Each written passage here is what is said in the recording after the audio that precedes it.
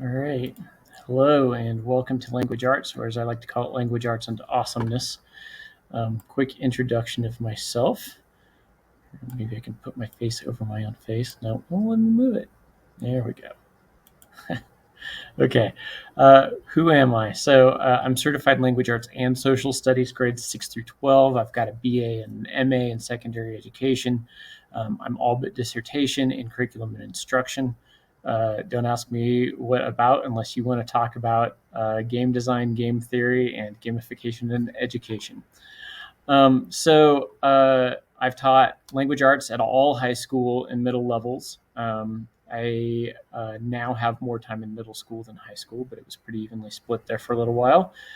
Um, I've taught AP and advanced in both high school and middle school. I've also enjoyed teaching civics, econ, and American history at the high school level. That is, American history is ninth grade level, and civics and econ were both 12th grade level.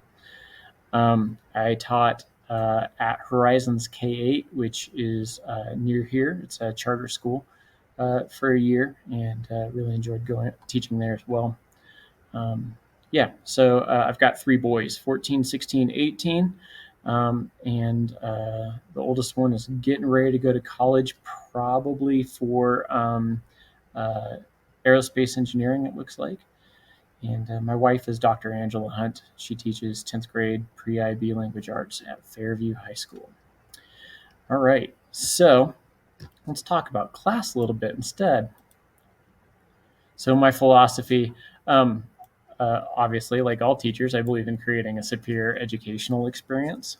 What I believe that requires is exposure to a depth and breadth of knowledge. I'm not literature-based. We do read one novel during the course of the year and have a creative writing unit, but I believe that spending a lot of time on real life skills and nonfiction is also very important. So I spend more of the year on those things. I believe in overt conversation about character building and personal growth. I believe in the opportunity to utilize knowledge in a real and meaningful way. So I try to offer opportunities for that as well. And then the opportunity to fail and recover is very important to me. I've created this class using kind of two different sources. The first one is the state mandated objectives. There are 5 categories of those: reading, writing, speaking, listening, and thinking. There are something like 76 content standards within those 5 categories, so there's quite a lot already in there. But because I'm a glutton for punishment, I also added 6 21st century skills that I think are important and aren't really covered by our standards. And those were developed in coordination between the International Society for Technology and Education, MIT, Harvard, and the U.S. Department of Labor, as well as a number of different researchers.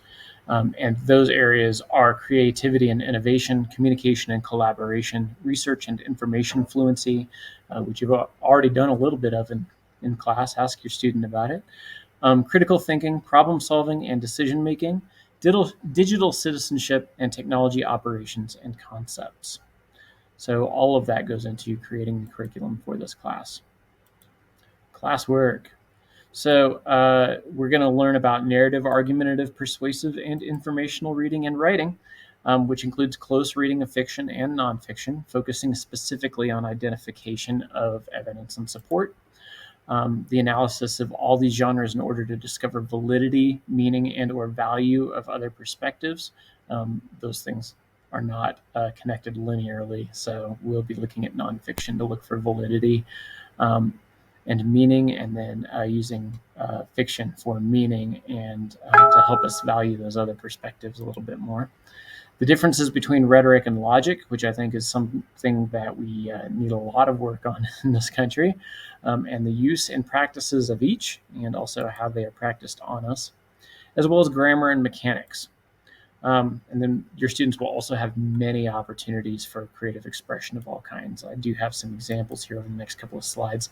I am going to speed through them just a little bit so that we have room to continue talking about how the class functions. As you'll see throughout the slides here, it says you'll always only need Schoology to see what's going on in language arts and awesomeness. Infinite Campus will only be updated for progress and final reports. So, all right. I'm not going to play the videos, but you'll have access to these through your students online. We do have some opportunities for programming, lots of opportunities for graphic art. Some kids did some baking, a little puppetry there.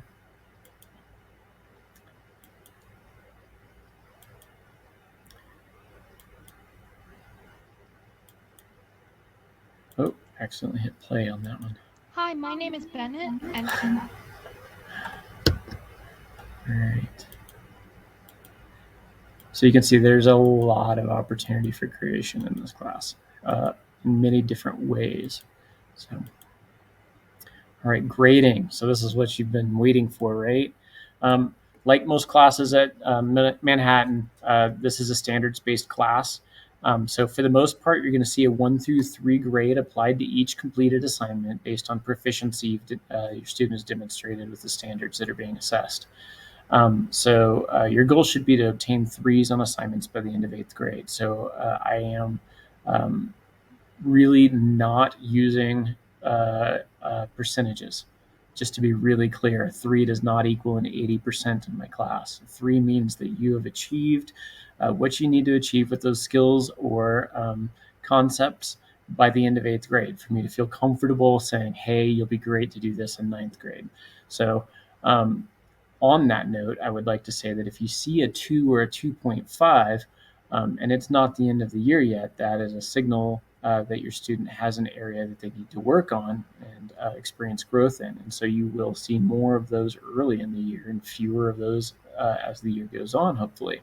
So down at the bottom, it says, why don't I mention 3.5s and 4s? See the next page for full explanation. Okay, so I wanted to talk a little bit more about the grading system in this class. It is the thing that most people sort of get freaked out or confused about.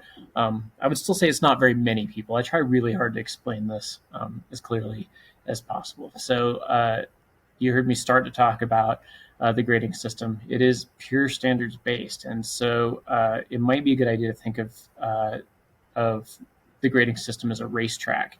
And on the racetrack, a 3 or a proficient means that the student has reached the finish line for 8th grade by showing proficiency in that semester's skills or concepts.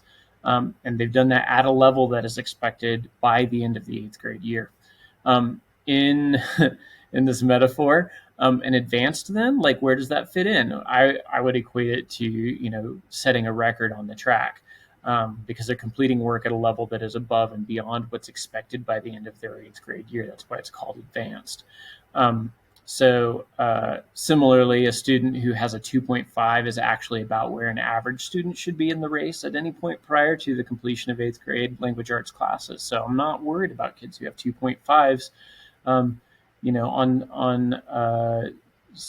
on their standards up until the very end. So they have the opportunity to fix those scores and get stronger at them.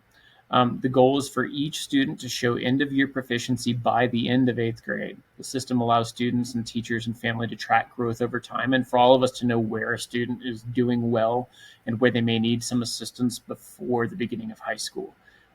That way we don't have anybody slipping through the cracks, not knowing certain things that we wish they'd known before they went to high school. So to those ends, because I don't want to just give a kid a 2.5 and move on with life, that wouldn't be cool.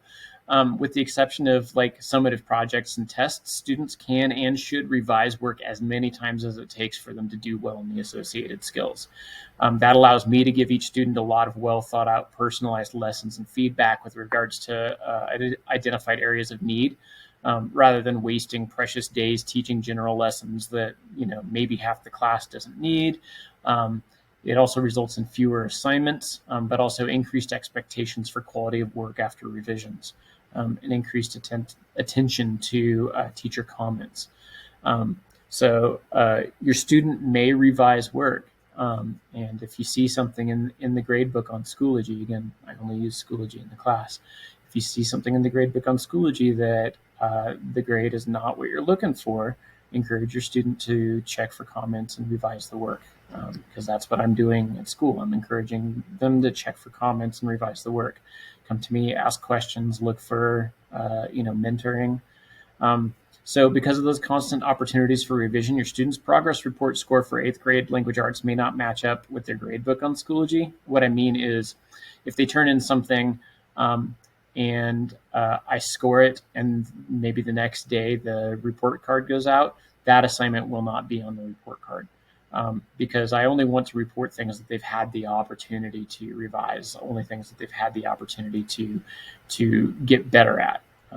So the report will only reflect assignments the students has had the opportunity to revise after getting feedback from me. Um, if they haven't gotten feedback from me, and if they haven't had time to act on the feedback, it's not on the report card. So you may see, it's possible you'll see a depressed grade in Schoology as compared to that final grade in IC, and that's because I'm trying to be fair about expectations.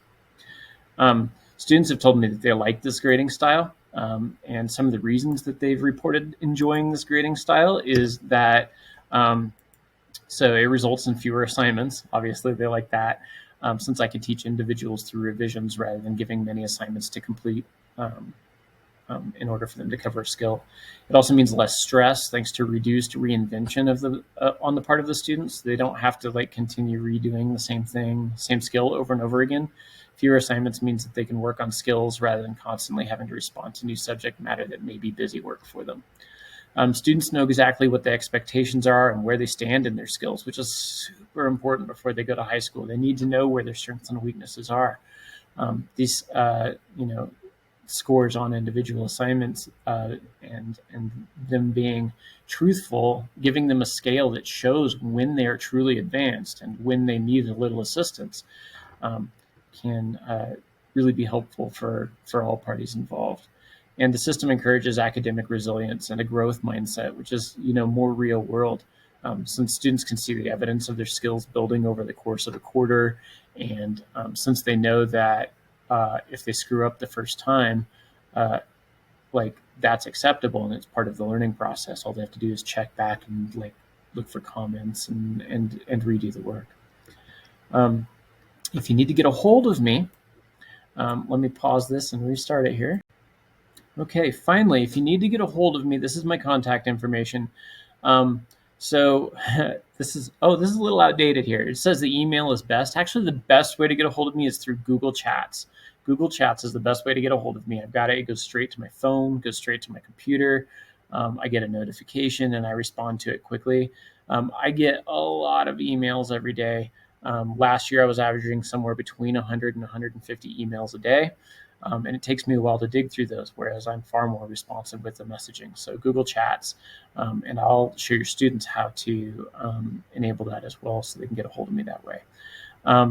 The website just goes to the Schoology class, and Schoology is the only thing that I use to organize my class. So you don't need to use Infinite Campus in my class. So if you have questions, feel free to message me on Google Chats or to send me an email. And I look forward to meeting you all. I hope you have an excellent year. Thank you very much.